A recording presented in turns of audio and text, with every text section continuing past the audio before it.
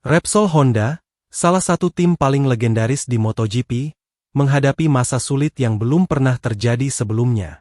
Selama 2 musim terakhir, mereka terus berada di posisi terbawah dalam klasemen konstruktor, dan kini dengan kepergian Marc Marquez dan spekulasi Joan Mir yang juga akan meninggalkan tim, di akhir musimnya Joan Mir akui sepi tawaran setelah gabung Honda, masa depan mereka tampak semakin suram, bahkan Luca Marini belum bisa berbuat banyak bersama Honda.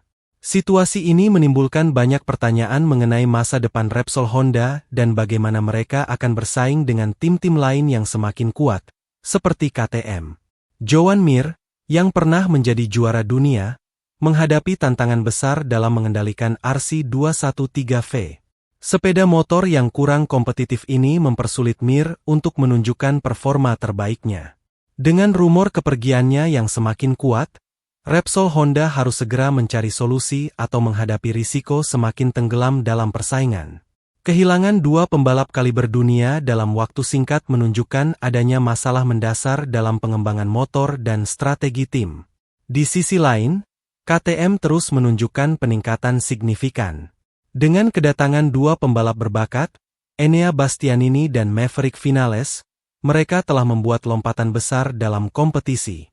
Bastianini, dengan julukan La Bestia, dikenal dengan kemampuan luar biasanya dalam mengatur balapan dan meraih hasil konsisten.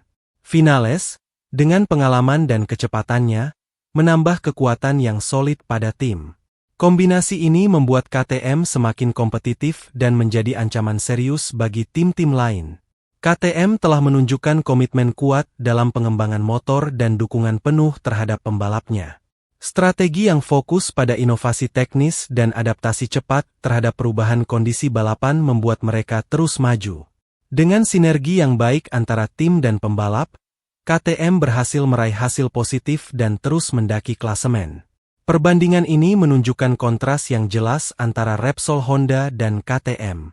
Sementara Honda tampak kesulitan menemukan kembali bentuk terbaiknya dan menghadapi masalah internal, KTM justru tampil sebagai tim yang semakin solid dan berpotensi meraih lebih banyak podium di masa depan. Jika Repsol Honda tidak segera melakukan perubahan mendasar dalam strategi dan pengembangan motor, mereka berisiko semakin tertinggal. Kepergian Marc Marquez dan kemungkinan hengkangnya Joan Mir harus menjadi panggilan untuk perbaikan besar-besaran bagi Repsol Honda. Tanpa pembenahan, mereka akan terus kesulitan bersaing di puncak MotoGP. Di sisi lain, KTM dengan pembalap barunya siap untuk menguasai lintasan dan memberikan pertunjukan balap yang mengesankan.